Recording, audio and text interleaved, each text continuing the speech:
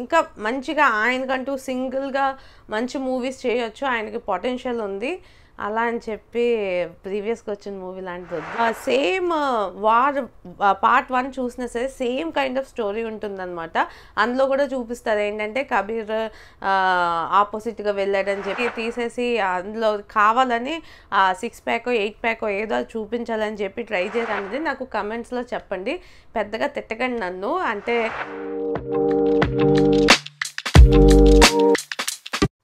Hi friends, నేను Yogesh. Welcome back to my channel to బేస్గా to be honest content. ఈ వీడియోలో మనం వార్ 2 ఎలా ఉంది అన్నది రోస్టే చూడబోతున్నాం.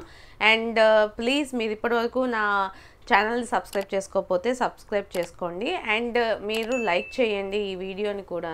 సో దాన్ని బట్టి నాకు వ్యూస్ అన్నవి పెరుగుతాయి, కొంచెమైనా వ్యూస్ ఎక్కువ వస్తాయి.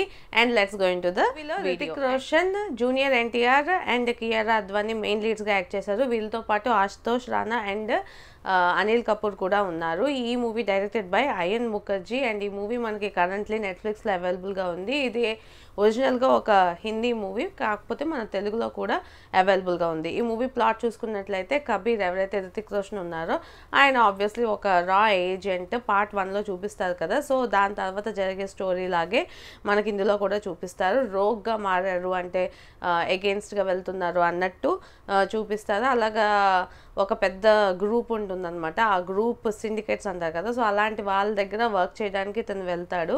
తర్వాత ఏమైంది అండ్ జూనియర్ ఎన్టీఆర్ కూడా ఇంకొక రా ఏజెంట్. సో వీళ్ళిద్దరి మధ్య ఫైట్ ఎలా అయ్యింది అండ్ లాస్ట్లో ఏమైంది అన్నదే మనకి మిగతా స్టోరీ. అండ్ ఈ మూవీలో ఏమైనా బాగుందా అంటే నాకు అసలైతే ఏం అర్థం కాలేదు. ఎందుకంటే సేమ్ వార్ పార్ట్ 1 చూసినా సరే సేమ్ కైండ్ ఆఫ్ స్టోరీ ఉంటుందన్నమాట. అందులో కూడా చూపిస్తారు ఏంటంటే కబీర్ ఆపోజిట్గా వెళ్ళాడని చెప్పి చూపించడము, లేకపోతే ఈ రా ఏజెంట్స్ వీళ్ళందరికీ ఇదే చూపిస్తారు అనమాట.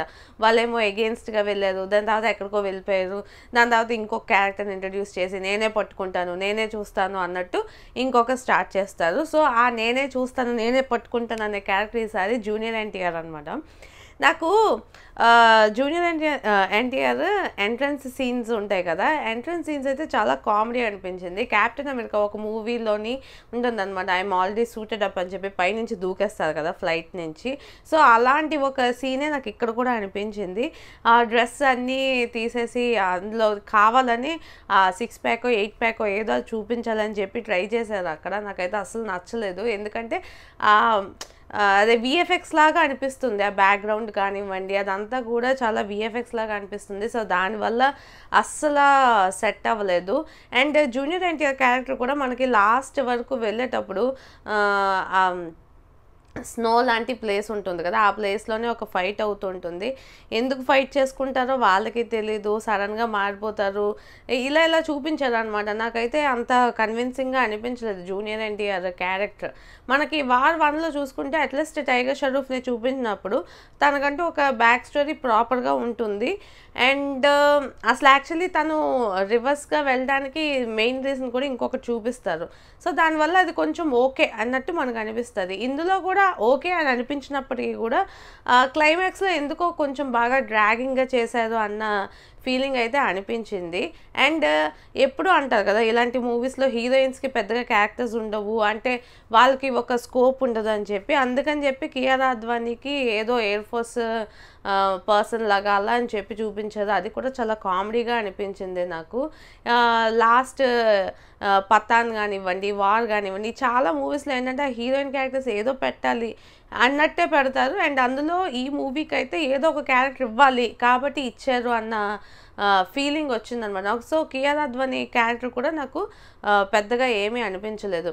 ఈ మూవీలో నాకు ఏమైనా నచ్చింది అంటే సెకండ్ హాఫ్లోని ఈ కబీర్ జూనియర్ అంటే అదే మన Hrithik Roshan and Hrithik Roshan and junior NTR చిన్నప్పుడు ఏజ్లో చూపించిన పోర్షన్ ఏదైతే ఉందో ఒక 15-20 మినిట్స్ అది కొంచెం ఇంట్రెస్టింగ్గా ఉంటుంది. అండ్ అది కొంచెం బెటర్ అనిపించింది. అక్కడ జూనియర్ ఎన్టీఆర్ మీద అక్కడ ఎవరైతే ఆర్టిస్ట్గా చేశారో ఆయనే ఇంకా కొంచెం బెటర్గా స్కోర్ చేశారేమో అని అనిపించింది. అండ్ రితిక్ రోషన్ సీన్స్ కూడా ఈ మధ్య ఎలా అయిపోయిందంటే ఆయన మూవీస్ అన్నీనా అంటే సూపర్ 30 అని చెప్పి ఒక మూవీ వచ్చింది, అది వదిలేయండి, అది వదిలేస్తే మిగతా మూవీస్ అన్నీ కూడా ఆయన ఏదో సింగిల్ హ్యాండెడ్గా అన్నీ చేసేస్తున్నట్టు, అందరినీ నరికేస్తున్నట్టు ఇలా వెళ్తాడు. ఎక్కడికి వెళ్ళినా సరే ఇలా వాచ్లోనే అన్నీ చేసేస్తుంటారు, ఎక్కడెక్కడికో వెళ్ళిపోతారు. మధ్యలో ఒక షార్ట్స్ వస్తాయి అనమాట, ఏంటంటే రేస్ కోర్స్ ఉంటుంది కదా, F1 రేస్ వచ్చేసి ఆ మధ్యలోంచి బోట్లు షిప్లు వేసుకొని వెళ్ళిపోవడం చూపిస్తారు. అయ్యయ్యో, అంటే ఎలా అయిపోయిందంటే యాక్షన్ థ్రిల్లర్ అనగానే మనం అన్నీ యూస్ చేసేసి ఏదో ఒకటి చేసేయాలి అన్నట్టు పెట్టడం స్టార్ట్ చేసేది ఈ మధ్య. నాకు అది అస్సలు నచ్చలేదు. పఠాన్లో చూసినప్పుడు ఓకే ఫైన్ అని అనుకున్నాను, ఎందుకంటే పఠాన్లోని కూడా ఇలాగే డిఫరెంట్ సీక్వెన్సెస్, వాళ్ళ హెలికాప్టర్లు పట్టుకొని లాగడం ఇవన్నీ పెడుతూ ఉంటారు. అవి కూడా కొంచెం కామెడీగా ఉంటాయి, సెన్స్ లేకుండానే ఉంటాయి. ఇందులో కూడా అలాగే ట్రైన్ మీద వెళ్తుంటే ట్రైన్ మీదకు దూకడం అవన్నీ సెన్స్ లేకుండానే ఉంటాయి.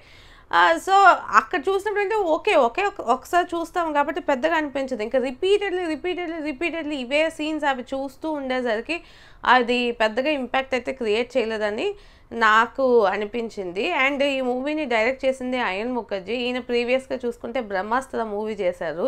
బ్రహ్మాస్త్ర మూవీ అందరికీ తెలిసిందే. నేను యాక్చువల్లీ అప్పట్లో సపోర్ట్ చేశాను. ఓకే ఏదో అలా థియేటర్లో ఒకసారి చూడడానికి అయితే అది బాగానే ఉంది అని అనుకున్నాను. కొన్ని అవెంజర్స్ అన్నీ తిప్పి మిక్స్ కొట్టి వేసినా కూడా కొన్ని పోర్షన్స్ కట్ చేస్తే ఆ మూవీ కొంచెం డీసెంట్ మూవీ అని అనిపించింది. కానీ ఈ మూవీ అయితే మాత్రం నాకు డీసెంట్ అన్న ఫీలింగ్ కూడా నాకు రాలేదు ఎక్కడానా.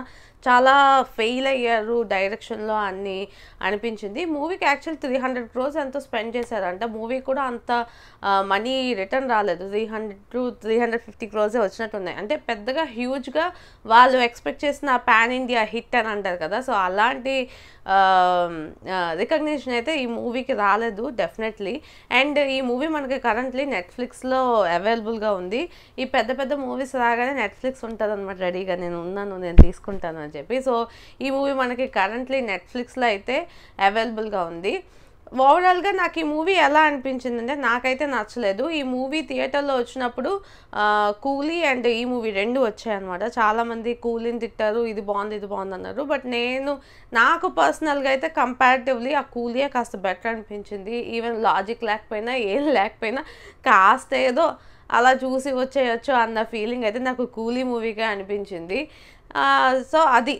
అండ్ మెయిన్గా ఈ మధ్య మన యాక్టర్స్ ఎవరైతే వేరే లాంగ్వేజ్లోకి వెళ్ళి మూవీస్ చేస్తున్నారో అనవసరంగా వీళ్ళకున్న పొటెన్షియల్ని వాళ్ళు చూపించట్లేదు అనిపించింది. మెయిన్గా జూనియర్ ఎన్టీఆర్ ఎంత మంచి యాక్టర్, ఆయన అనవసరంగా ఈ సెకండ్ హీరో కేటగిరీలోకి వెళ్ళిపోయి అన్నీ ఇలాంటి మూవీస్ తీసుకోవడం ఎందుకు అని నాకు ఎక్కడో బాధ అనిపించింది అనమాట. అలా కాకుండా ఇంకా మంచిగా ఆయనకంటూ సింగిల్గా మంచి మూవీస్ చేయొచ్చు, ఆయనకి పొటెన్షియల్ ఉంది. అలా అని చెప్పి ప్రీవియస్గా వచ్చిన మూవీ లాంటిది వద్దు, దాని మీద ఇంకొంచెం బెటర్ మూవీస్ ట్రై చేయొచ్చు. సో చూద్దాము, మన వాళ్ళు ఎప్పుడైనా ఇంకా వేరే ఇండస్ట్రీకి వెళ్ళి చేసినప్పుడు ఇంకొంచెం బెటర్గా స్టోరీ అవన్నీ సెలెక్ట్ చేసుకుంటే బెటర్ అని నా ఫీలింగ్. అండ్ మీరు ఈ మూవీ చూస్తే మీకు ఎలా అనిపించింది అన్నది నాకు కమెంట్స్లో చెప్పండి. పెద్దగా తిట్టకండి నన్ను, అంటే ఈ మూవీ బాగాలేదు అని చెప్తున్నాను కాబట్టి నన్ను తిట్టొద్దు. అండ్ అలానే ఈ వీడియో మీకు నచ్చినట్టయితే లైక్ చేయండి, మీ ఫ్రెండ్స్ అండ్ ఫ్యామిలీతో షేర్ చేయండి. ఇలాంటి మంచి వీడియోస్ మళ్ళీ చూడాలనుకుంటే నా ఛానల్కి సబ్స్క్రైబ్ చేసుకోండి. This is Yogeshwari signing off to be honest.